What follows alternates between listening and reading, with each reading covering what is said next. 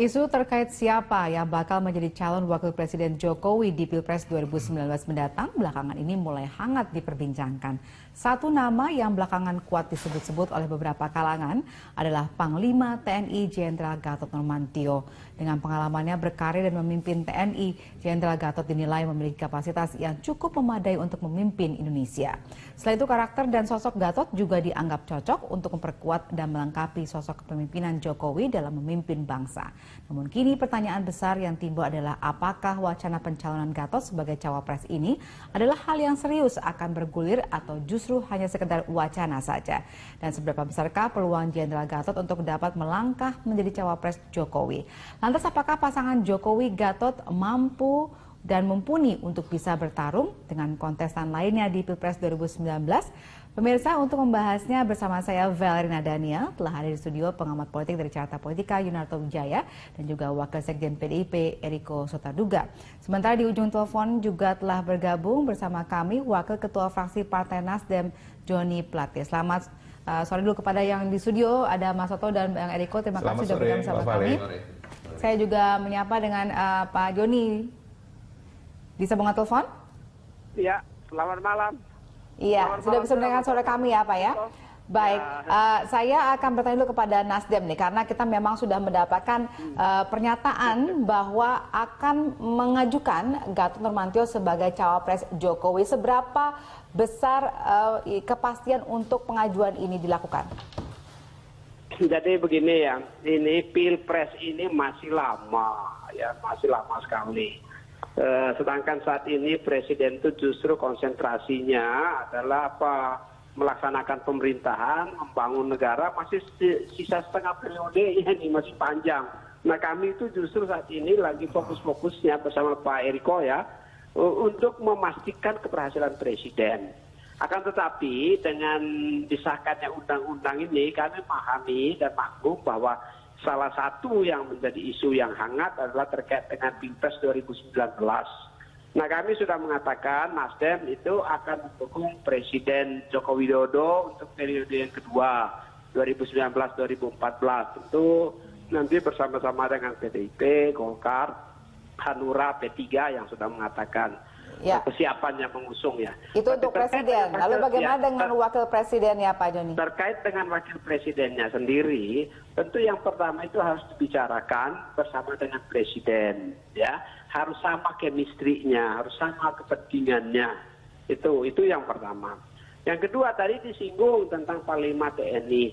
Ada banyak ya tokoh-tokoh nasional kita sekarang ini yang memang ada di dalam radar untuk menjadi calon wakil presiden, calon pemimpin masa depan.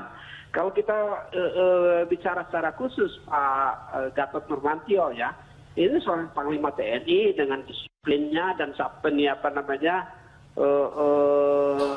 sebagai prajurit yang Panglima prajuritnya Indonesia pasti punya pengalaman yang hebat, pasti itu. Sudah melalui berbagai jenis pendidikan. Juga Pak Gatot ini mempunyai background defense ekonomi yang bagus. Defense ekonomi ini kan penting juga. Nah, salah satu yang punya defense ekonomi adalah Pak Gatot itu. Apalagi dia tokoh muda. Tapi apakah Pak Gatot? Nah ini nanti proses politik kan baru berjalan. Depannya juga ekonomi muda yang lagi bersinar ya. Politisi muda yang lagi bersinar itu semuanya di dalam radar yang nanti pada saatnya akan dibicarakan dengan presiden gitu. Atau capres ya, namanya nanti kan capres gitu, ini kan cawapres. Iya, kita tanyakan dulu nih ada perwakilan dari PDIP di studio, Pak Joni, ada Bang Eriko. Ini kalau misal dari PDIP gimana, sudahkah pernah ada perbincangan bisa dengan partai-partai politik pendukung pemerintah untuk siapa kira-kira yang akan jadi cawapres nantinya? Ya Mbak Vale, kalau kita lihat kan kemarin ini baru selesai seru-serunya mengenai RUU pemilu kan. Ya artinya di sini juga terjadi terjadi pemisahan yang begitu dahsyat ya. Artinya benar-benar konsentrasi masyarakat, begitu juga konsentrasi dari partai-partai untuk mewujudkan dari RUU pemilu itu sendiri. Nah, dari sini sebenarnya kalau kita melihat tahapan berikutnya ini kan penentuan dari, kalau kita isunya sekarang ini ya Mas Toto ya, mengenai reshuffle kan begitu. Apakah ini jadi atau tidak reshuffle, di mana masa pemerintahan ini kan tinggal katakan secara bersihnya sampai pemilu berikut tahun 2019 1,5 tahun. Jadi sebenarnya kalau kita berbicara secara jujur, lap terakhir dari 1,5 tahun ini sebenarnya yang paling penting. Di mana masyarakat, rakyat menilai pemerintahan Pak Jokowi untuk nanti pemilu di 2019. Jadi selama ini Mbak Vale, di kita ya, di PDI Perjuangan maupun dalam pembicaraan secara formal maupun non formal dengan partai-partai lain, atau bahkan juga dengan pemerintah, di mana dalam hal ini Presiden Jokowi adalah kader PDI Perjuangan, belum ada sama sekali Mbak Vale. Belum ada sama sekali. Karena kita berpikir bagaimana di dalam lap terakhir ini menjadi katakan maksimalisasi dari program Nawacita yang disampaikan oleh Presiden Jokowi pada saat-saat waktu pemilu yang lalu. Kemungkinan kapan rencananya akan ada perbincangan seperti ini? Sebenarnya begini Mbak Vale, kalau kita mau berbicara ini cerita lari-lari kecil ini, pemanasan-pemanasan, kemarin pun sebenarnya kami di stasiun televisi yang lain dengan Mas Yandri, Mas Toto, sudah disampaikan, ya kalau kita melihat nih ya, namanya berandai-andai ya, namanya mengkalkulasi, kelihatannya kemungkinan memang nanti bisa menjadi 3 calon. Seperti itu. Ada kelihatannya poros baru. Nah, ini lagi dibentuk nih. Nah, kalau melihat ini Mbak Vale, kita flashback ini Mas Toto, nanti bisa dilihat, ini seperti kejadian tahun 99. Gitu loh. Artinya ada membentuk poros-poros baru. Nah, seperti gitu. Ya, walaupun pada kenyataannya belum tentu poros baru menjadi pemerintah ya, seperti itu ya. Tapi kelihatan sudah ada ancang-ancang seperti itu. Oke, gimana nih Mas Toto komentarnya? Ya sebetulnya gini ya, ini agak menyedihkan ya. Kita tuh kadang-kala bicara 5 tahun terus-menerus bicara mengenai pemilu. Ketika pemilu sudah selesai langsung ada pembicaraan pemilu lagi gitu. Sampai ada istilah kalau di dalam politik di Indonesia, kalau di negara lain 5 tahun kerja misalnya terpilih, di Indonesia tuh 2 tahun konsolidasi, 1 tahun kerja, 2 tahun berikutnya kompetisi lagi gitu. Jadi ya, dan ini yang terjadi, kita harus akui. Dan kalau pertanyaannya adalah apakah ini saat yang tepat untuk berbicara mengenai Jokowi, mengenai siapa yang menjadi cawapres, sebetulnya ada hal yang lebih penting yang tadi sudah disinggung. Ketika seorang incumbent ingin maju kembali, fokus utamanya adalah bukan kemudian dari awal langsung berpikir mengenai siapa cawapres. Ketika kita baca dalam survei kepuasan publik, misalnya dia bisa mendapatkan angka di atas 70%, ini juga terjadi hampir di semua daerah kalau dalam konteks pilkada incumbent maju kembali, siapapun yang akan dijadikan calon wakil, dia akan tetap terpilih. Bahkan ada istilah mau sama sendal jepit itu akan tetap menang. Kalau kepuasan publiknya 70-80%. Ya. Seharusnya Pak Jokowi memang fokus ke situ. Dan yang menurut saya juga tidak terlalu elok adalah ketika membahas secara khusus mengenai Pak Gatot Nurmantio ini, beliau masih menjadi Panglima TNI. Ketika nama beliau lebih banyak disebut dalam konteks politik dan 2019, saya takut bagaimana kemudian profesionalitas TNI yang sekarang sedang kita pisahkan betul-betul pasca reformasi dengan dunia politik itu tercampur kembali. Dan kemudian kita akan flashback kembali ke perdebatan mengenai bagaimana tentara ditempatkan sebagaimana mestinya dalam politik praktis. Dan sekarang betul-betul yang disebut-sebut adalah Panglima TNI yang masih aktif. Ini yang menurut saya seharusnya ada batasan-batasan, terlepas ada libido-libido dari beberapa aktor politik yang ingin mulai mengajukan calon-calonnya, tetapi jangan ganggu kerja seorang Panglima TNI, memunculkan dia lebih banyak sebagai seorang politisi dibandingkan menjadi seorang Panglima TNI. Iya. Nah permasalahannya kan yang mengajukan ini adalah memang partai pendukung pemerintah gitu ya. Jadi memang mungkin ada suara-suara ini muncul memang dalam rangka untuk mendukung tetap kepada Jokowi nanti di Pilpres 2019. Kita akan memperbincangkan kira-kira peluangnya bagaimana kalau memang terjadi pasangan seperti ini nanti di segmen berikutnya. Pemirsa, kami harap Anda tetap bersama kami.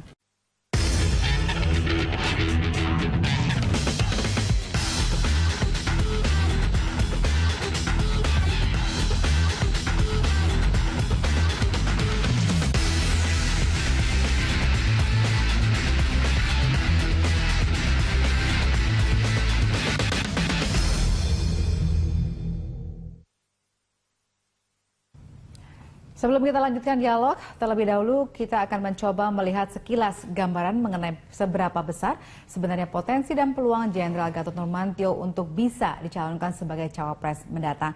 Kita akan melihat ulasannya bersama rekan Eliza Hasan. Silakan Eliza. Ya baik, terima kasih Valina Daniel. Pemirsa, kita akan melihat atau ulasan terkait dengan profil Jenderal Gatot Nurmantio itu sendiri. Kita lihat di sini dari profilnya, di mana Jenderal Gatot Nurmantio lahir di Tegal 13 Maret 1960, beragama Islam, dan kita lihat di sini untuk pendidikan militer yaitu adalah Akmil tahun 1982.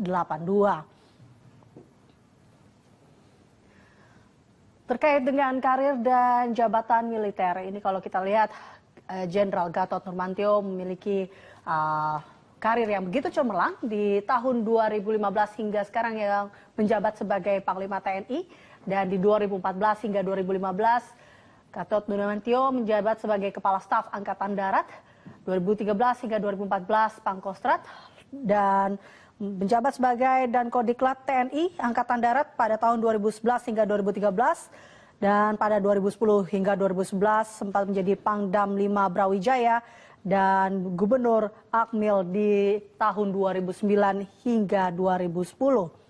Selanjutnya kita akan melihat karir atau jabatan dari Jenderal Gatot Nurmantio yang non-militer, yaitu adalah sebagai Ketua Umum PB Forki di tahun 2014 hingga sekarang. Ya, selanjutnya kita akan melihat dari beberapa survei terkait dengan elektabilitas dari Jenderal Gatot Nurmantio itu sendiri. Ini ada beberapa survei terkait dengan elektabilitas pemimpin militer sebagai capres dan juga cawapres oleh Segitiga Institute pada tahun 2016 dari 4 sampai dengan 15 Januari. Ini kalau kita lihat responnya atau jumlah respon adalah 1.225 orang dengan menggunakan metodologi multistage random sampling dengan tingkat kepercayaan 95% dan margin error sebesar 2,8%. Kita lihat di sini dari hasil survei. Hasil survei yang dirilis oleh Segitiga Institute pada tahun 2016 dari 4 sampai dengan 15 Januari terlihat bahwa Jenderal Gatot Nurmantio berada di urutan pertama dibandingkan dengan tokoh-tokoh militer lainnya atau pemimpin lainnya seperti Marskal Djoko Sugianto yang mendapatkan posisi 2. Kalau kita lihat sini, Jenderal Gatot Nurmantio berada di posisi pertama dengan angka 35,9%, lalu Marskal Djoko Sugianto 27,4%, ada Jenderal Muldoko di posisi ketiga yaitu 19,3%, Jenderal Pramono Edi Wibowo 18,6%, dan Laksamana Agus Suhartono 2,2%.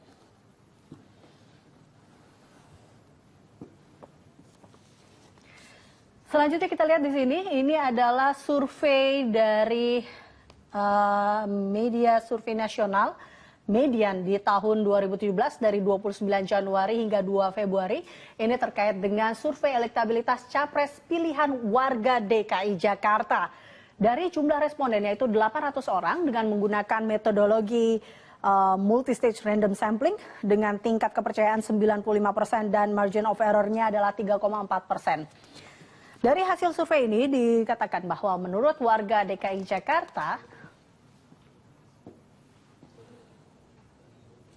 ya di posisi pertama terkait dengan survei elektabilitas capres pilihan warga DKI Jakarta, Presiden Joko Widodo berada di posisi pertama yaitu dengan 29%, lalu ada Prabowo Subianto di posisi kedua 28,3%, Susilo Bambang Yudhoyono posisi 3 11,5%, dan Jenderal Gatot Nurmantio berada di posisi keempat yaitu 9,4%. Ada Rizik Syihab yang berada di posisi ke-5 yaitu 4,2% dan Ridwan Kamil di posisi ke-6 4,2%. Itu adalah beberapa hasil survei terkait dengan capres dan capres pilihan warga DKI Jakarta. Kita selanjutnya akan melihat seberapa besarkah sebenarnya potensi atau dukungan dari untuk Jenderal Gatot Nurmantio. Kita ketahui bahwa memang sosok Jenderal Gatot Nurmantio ini didukung oleh beberapa tokoh partai politik. Nah, siapa sajakah mereka? Kita lihat di sini. Ini dia tokoh pertama, di mana politikus Partai Nasdem yaitu Teguh Taufikul Hadi mengatakan sejauh ini di mata kami yang cukup baik adalah Pak Gatot Nurmantio yang menjabat sebagai Panglima TNI sekarang. Tokoh selanjutnya adalah Akbar Tanjung, Wakil Ketua Dewan Kehormatan Golkar.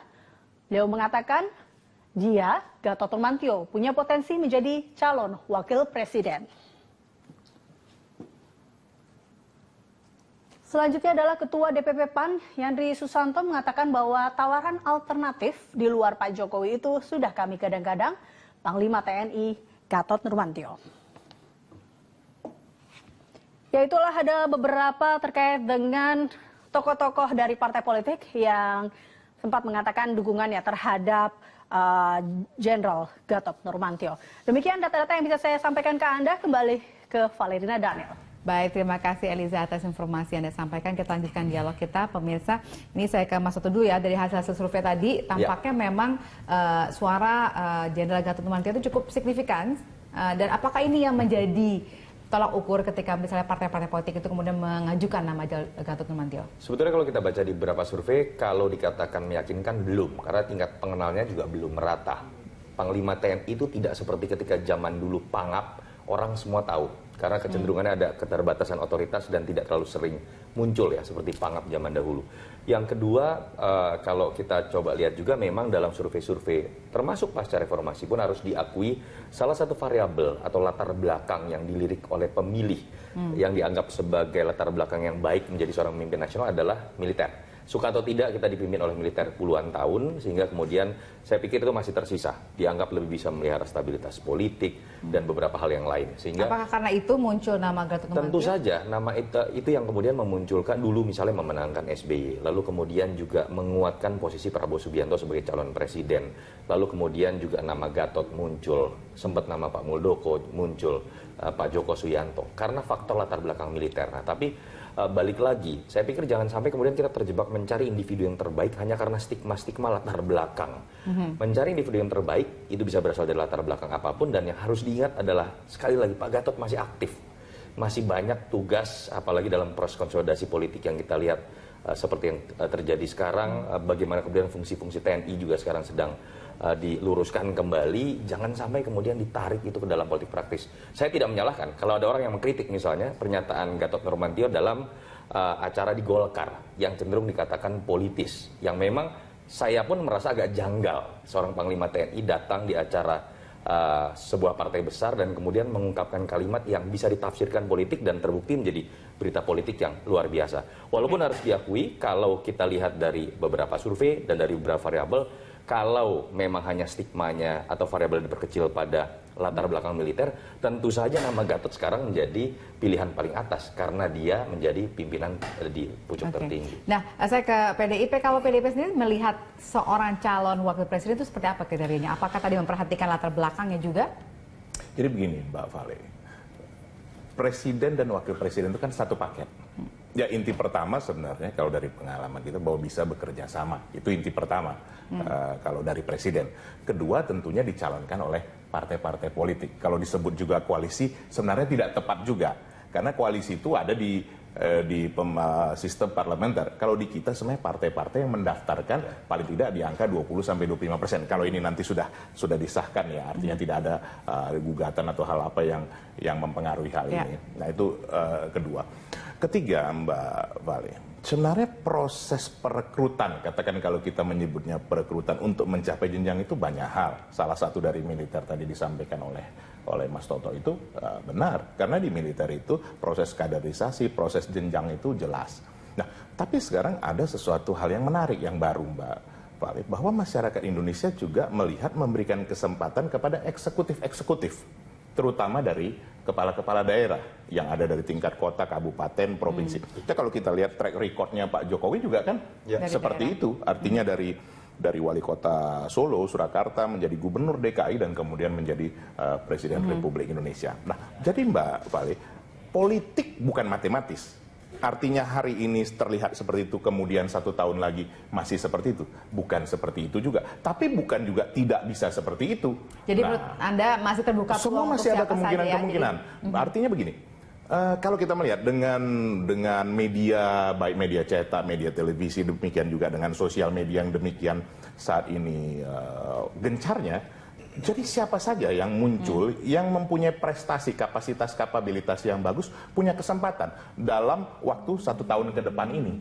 Nah, ini masih memungkinkan. Jadi PDIP juga belum nutup pintu ya, kalau memang ternyata kalau dari kita melihat harus secara jernih ya dari keseluruhan bahwa potensi-potensi yang ada di dalam bangsa kita. Ya, satu hal lagi juga mungkin yang menjadi satu catatan, bagaimanapun juga kan Pak Jokowi adalah kader PDI Perjuangan. Nah, artinya kami tentu diminta tidak diminta pun kami tentu melihat ini dari banyak-banyak katakan potensi-potensi yang ada. Ya, saya ke Pak Joni dari Nasdem. Kalau dari Nasdem sendiri menilai apa sebenarnya yang menjadi pertimbangan utama ketika memunculkan nama Gatot Nurmantio? Apakah lebih kepada tadi perbandingan antara perpaduan militer dan non militer seperti itu? Jadi begini ya, sikap dari partai itu kan belum ada. Ini satu proses yang panjang kok untuk menunjuk seorang wakil presiden gitu. Tetapi bahwa tokoh-tokoh partai melihat beberapa tokoh-tokoh nasional kita termasuk Pak Gatot sebagai tokoh potensial dalam rangka rekrutmen pemimpin kita nanti, ya iya. Itu kan pendapat beberapa politisi kita. Dan itu tidak salah karena memang Pak Gatot salah satu tokoh yang saat ini nonjol gitu. Nah, tetapi prosesnya sendiri itu panjang kan, nanti harus dibicarakan bersama gabungan fraksi, gabungan partai, dibicarakan bersama presiden, dihitung betul, ya dengan kelebihan termasuk di dalamnya untuk mempertimbangkan ya salah satu unsur yang penting di Pilpres 2019 adalah nanti juga mempersiapkan untuk kader-kader ahli generasi. Di tahun 2019-2024 ini kita harus siapkan kader ahli generasi untuk generasi 2024-2029 generasi yang baru. Itu kan semuanya dipersiapkan dan dibicarakan. Jadi tidak hanya satu perhitungan taktis untuk calon wapres dan elektabilitas penting. Tapi saat ini tentu gagasan-gagasan dasar ini yang dibangun. Kalau nah, kalau dilihat dari ya, maaf saya potong. Kalau memang belum resmi, tapi kenapa kemudian sudah bisa mengungkapkan yang ke publik bahwa ini yang akan diajukan dan akan diperbincangkan dengan Presiden? No, karena memang salah satu tokoh yang menonjol, tokoh nasional kita ya Panglima TNI kan menonjol tokoh itu. Itu kan benar terlepas bahwa saat ini Panglima TNI dianggap kurang terkenal dibanding dengan Panglima ABRI dulu. Nah ini tergantung perspektif. Tapi salah satu tokoh yang menonjol saat ini adalah Panglima TNI, Pak Gatot. Satu tokoh muda yang tadi saya sampaikan, yang tidak saja punya pengalaman di bidang militer, tapi juga memahami betul soal defense ekonomi, memahami betul tentang ini persaingan-persaingan di waktu yang akan datang. Ya tentu dengan logika-logika yang militer. Tapi di persaingan politik kan itu juga menjadi pertimbangan yang penting. Hanya sekali lagi bahwa ini tadi di awal sudah saya sampaikan, memang sangat terlalu dini untuk kita bicarakan saat ini. Ini akan hot-hotnya, hangat-hangatnya karena baru selesai pengesahan undang-undang pemilu saja. Sedangkan kami sendiri, tadi seperti Pak Eriko sampaikan, bersama Presiden justru fokus sekarang bagaimana untuk Presiden ini melaksanakan tugas-tugasnya untuk memenuhi tuntutan dan kebutuhan masyarakat. Karena keberhasilan itu adalah justru promosi dan sosialisasi yang paling efektif dalam rangka Pilpres 2019. Kalau sekarang ini keberhasilannya kurang, ya setengah mati kan nanti ke elektabilitas di 2019. Jadi fokus kami sebetulnya saat ini adalah memastikan pemerintahan di waktu yang tersisa 1,5 sampai 2 tahun ini itu berjalan secara efektif dan produktif. Itu sebetulnya. Tetapi di dalam persiapan Pilpres juga mulai disiapkan, dan ini normal dalam rangka untuk apa? Untuk dinamika politik kita. Politik kita nih, edukasi politik ini perlu, bukan informasi publik juga perlu agar ada diskursus politik dan pemahaman politik oleh publik. Jangan sampai semuanya serba kebetulan dan dianggap ini murni desainnya partai politik atau kartel politik. Jangan sampai begitu kan. Ya. Untuk menghindari itu kepada publik ya ditampilkan tokoh-tokoh kita dan dia menjadi diskursus publik. Publik mulai memperhatikan. Ini juga bagian dari edukasi publik kita. Saya kira demikian. Baik, tahan dulu Pak Joni, saya mungkin ke Pak Mas Soto di sini. Menurut Anda kenapa yang muncul misalnya dari militer, kenapa nggak bisa dari polisi gitu misalnya? Atau... Ya, itu tadi, ada sebuah persepsi yang terbangun selama puluhan tahun karena Jenderal Soeharto yang menjadi pimpinan puluhan tahun, lalu kemudian itu bahkan terus terbawa. Bahkan ketika pada masa Orde Reformasi pun selalu ada calon-calon dari militer. Konvensi Partai Golkar isinya adalah calon-calon dari militer. 2004 Pak SBY kemudian merebut kekuasaan. Kemarin Pak Jokowi lawannya pun adalah militer. Dan memang ketika kita uji harus diakui salah satu latar belakang yang dianggap cocok itu adalah militer. Walaupun setelah 2012 maju Pak Jokowi agak sedikit bergeser ketika kemudian ada kesempatan yang diberikan lebih kepada orang-orang yang dianggap biasa selama ini. Middle class, kepala-kepala daerah yang dianggap berhasil. Kalau kemarin kita lihat kan sebenarnya kan pertarungan dua persepsi besar yang baru terbangun orang yang masih percaya militer dan ketegasan adalah variabel terbaik, melawan variabel baru yang kemudian baru muncul di benak pemilih, orang biasa, middle class, tidak punya beban masa lalu, dan memiliki prestasi yang bisa diukur. Jadi pertarungan Jokowi dengan Prabowo kan stigma yang seperti itu. Ini yang menurut saya tetap tersisa. Kita tahu Pak Prabowo juga angkanya kemarin cukup besar begitu kan. Dan itu yang masih tersisa, bagaimana stigma itu kemudian terbangun di masyarakat sehingga kemudian muncul persepsi itu, di survei kemudian terbaca. Kalau kita mau jujur misalnya dalam konteks birokrasi kan masyarakat awam tidak bisa menilai apa sih prestasi Pak Gatot Nurmantio. Pak Gatot Nurmantio adalah seorang tentara profesional berprestasi yang betul-betul hanya bisa diukur dalam kapasitas dia sebagai tentara. Artinya orang belum bisa menilai dia secara pribadi, tapi orang sudah mengetahui sepak terjang seorang tentara yang sudah mencapai puncak tertinggi dan itu masih dihargai ternyata. Oke, ini sebenarnya kan juga ada fokus dari Nawacita itu soal ekonomi. Kenapa tidak kemudian muncul mungkin sosok-sosok lain misalnya yang lebih misalnya Sri Mulyani seperti itu yang malah justru yang muncul lebih sisi militer? Ya harus diakui, tadi saya sudah jelaskan sejarah seperti itu. Yang kedua juga harus diakui, kita melihat dalam 2 tahun pemerintahan Pak Jokowi memang letupan-letupan politik ini kan sangat terasa. Orang banyak mengatakan stabilitasnya belum terasa kemudian pada titik yang cukup matang. Dan selalu dalam kondisi seperti ini biasanya variabel militer itu kemudian muncul kembali lebih cepat. Berbeda ketika kemudian situasi sudah stabil, kecenderungannya orang akan melirik kepada sosok yang berlatar belakang ekonomi misalnya. Jadi secara psikologis memang variabel militer, orang-orang berlatar belakang militer didasari pada kondisi politik yang sekarang terjadi itu lebih diuntungkan. Nah, balik lagi, tapi politik kan dinamis. Kita tidak tahu apa yang terjadi mendatang. Kalau Pak Jokowi bisa mencapai angka kepuasan publik tinggi, menurut saya, latar belakang apapun yang dia pilih, selama punya chemistry baik, saya pikir akan bisa diterima oleh masyarakat. Oke, baik. Nanti saya minta tanggapan dari Pak Eriko. Setelah ini kami harus jeda dulu. Pemirsa, kami harap tetap bersama kami.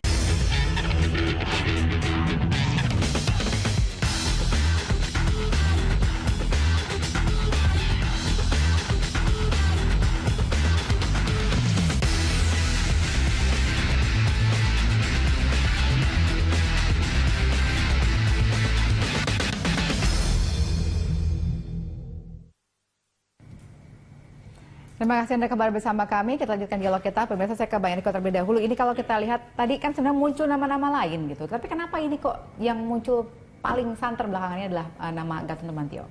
Ya, tadi saya di awal kan sudah sampaikan ya Mbak Vali bahwa ini kan hal yang dinamakan lari-lari kecil, test the water atau katakan jadi menurut Anda ini sekarang lagi test the water ya, melihat respon orang? Sah-sah saja. Jadi kalau tadi minjem istilah Mas Toto, kali ini dari militer. Nanti tidak ada kemungkinan, ini berasumsi ya, 1 bulan kemudian nanti dari profesional, kemudian 2 bulan kemudian nanti bahkan ada mungkin pimpinan dari partai politik yang ternyata berkeinginan untuk dirangkul. Loh, bisa-bisa saja, ini dinamis saja. Tapi saya sepakat dengan Mas Toto tadi bahwa begini, janganlah kita memberikan sesuatu yang pada saat ini kan masih dalam hal tatanan yang harus bersama-sama seperti itu. Ini kan seperti seolah-olah memberikan oh ini kemungkinan menjadi lawan, ini kemungkinan menjadi pasangan. Ini kan persoalan ini kan masih jauh. Artinya yang 1,5 tahun ini sebenarnya masih terlalu dini. Tapi kalau dikatakan ini sebagai memberikan satu nuansa baru, ya sah-sah saja kalau menurut kami dalam politik ini pasti akan terjadi hal seperti ini. Tapi saya punya pandangan tidak terlalu lama lagi akan muncul hal yang lain. Yang lain lagi, oke. Baik, saya ke Pak Joni. Pak Joni, kalau menurut Anda ini kan seperti Pak Eriko bilang itu masih jauh sebenarnya. Jadi kalau menurut Anda, kira-kira kalau misalnya sekarang memang mungkin nama Gatot Nurmantio sedang santer, apakah di 2019 menurut Anda itu akan sama kondisinya? Oh tidak, masih sangat dinamis. Politik ini masih sangat dinamis ya, masih panjang. Ini kan radar-radar aja yang berjalan melihat tokoh-tokoh kita. Saya sepakat sekali dengan disampaikan Pak Eriko.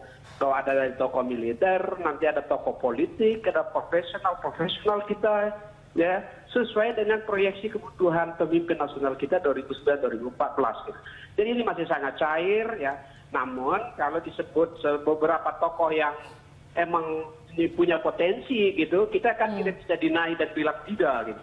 Nah kalau punya potensi ya kita bilang memang ada potensi. Punya kemampuan, ya tokoh, iya betul. Tapi yang mana proses politik itu akan berjalan secara dinamis, diskusi dan pembicaraan lintas partai nanti akan dilakukan. Terus sosialisasi gagasan, karena untuk kami ya, Pilpres 2014 itu harus 2019 ini harus betul-betul ditandai dengan kontestasi gagasan-gagasan brilian untuk Indonesia. Oke. Nah, ini jangan sebenarnya sampai kontestasi 2019 ditandai dengan kontestasi identitas. Nah, ini yang harus kita hindari. Kita ingin sebenarnya kan kontestasi gagasan. Baik, Mas saya potong. Ini kalau misalnya kita lihat sebenarnya kan memang dari awal orang ingin mengingatkan kembali bahwa militer itu mungkin bisa untuk menjaga stabilitas dan lain-lain. Tapi kita juga perlu diingatkan bahwa ini kan sekarang eranya ibaratnya diserahkan kembali ke sipil pasca reformasi. Bagaimana menurut Anda? Oh iya, kalau itu setuju Valen. Nanti yang calon presiden itu adalah dua tokoh sipil. Kan kalau TNI sudah purnawirawan kan itu sudah sipil itu. Jangan lagi kita bawa-bawa seolah-olah itu masih TNI aktif, tidak kan? Nah nanti calon presiden ya tokoh sipil, ada tokoh sipil ex-militer, tokoh sipil ex-politisi, tokoh sipil ex-profesional yang lain. Itu tokoh-tokoh sipil nanti yang kita tampilkan untuk perkembangan demokrasi kita gitu. Kalau masih aktif jangan digadang-gadang dulu, makanya menurut saya beda kalau udah purnawirawan kan. Sebenarnya Mbak Vali, ini kenapa Setuju Mas. Ya, sebenarnya kenapa ini menarik di 2019 ini? Sebenarnya begini Mbak Vali, kalau kita lihat ya, bahwa yang di 2019 ini masih mungkin untuk tokoh-tokoh seperti katakan Presiden Jokowi atau tokoh-tokoh lama. Tapi di 2024 semua akan tokoh baru. Ini proses regenerasi, ini akan terjadi, akan muncul tokoh-tokoh muda yang katakan usia sekarang mungkin di maksimal 50 tahun. Nah, ini siapa yang mendahului untuk mengambil katakan proses ini terlebih dahulu? Sebenarnya ini, kalau kita melihat secara jujur, ini semacam tes dua. Kenapa kalau kita tidak bisa ambil terlebih dahulu? Karena siapapun yang katakan, hitungan-hitungan kan wajar saja ini secara kalkulasi, siapapun yang mendampingi Pak Jokowi nanti di 2019, peluang dia untuk di 2024 kan sangat besar. Dia sudah katakan mempunyai pengalaman, sudah mempunyai katakan pendukungan, popularitas yang baik, apalagi di dalam pemerintahan Pak Jokowi aman, baik, sampai 2024. Wah, dia jadi peluangnya sangat besar. Jadi semua berlomba untuk menjatuhkan kalau kita melihat seperti itu. Oke, baik, saya kembali ke Pak Joni nih, Pak Joni. Tapi ini kan bicara kalau misalnya Pak Gatot sebagai cawapres. Nah, kalau kita dengar kan juga kabar terakhir ada juga partai politik yang akan mengajukan justru Pak Gatot ini sebagai calon presidennya. Nah, bagaimana ini Nasdem? Nah ini dia, tadi kita udah bilang kan, Pak Gatot itu adalah seorang tokoh yang saat ini menonjol. Nah itu lalu digadang-gadang dari Wapres saat ini. Nah kebetulan muncul dari politisi Nasdem ya. Tapi ini bukan sikap partai, belum ada pembicaraan itu. Tadi di awal saya sampaikan akan dibicarakan dengan presiden. Tapi kalau dilihat tokoh-tokoh yang akan menjadi pemimpin itu mulai sekarang silakanlah tampil di etalase politik. Jangan ada kejutan-kejutan yang tidak menyenangkan nanti pada saat kontestasi itu berlangsung di 2019. Dari sekarang sudah tampil keluar untuk kebaikan demokrasi kita, untuk kebaikan pemimpin-pemimpin kita. Jadi tidak perlu sungkan dengan menampilkan tokoh di etalase politik. Dan saya kira ini harus dibiasakan. Ini dalam rangka edukasi publik juga, dalam rangka untuk memodernkan demokrasi Indonesia. Baik, terima kasih Mbak Joni Plate sudah bergabung bersama kami. Selamat malam. Ya, terima kasih Vela. Selamat malam. Baik, pemirsa, kami harus jeda sejenak. Kami akan kembali usaha jeda berikut ini.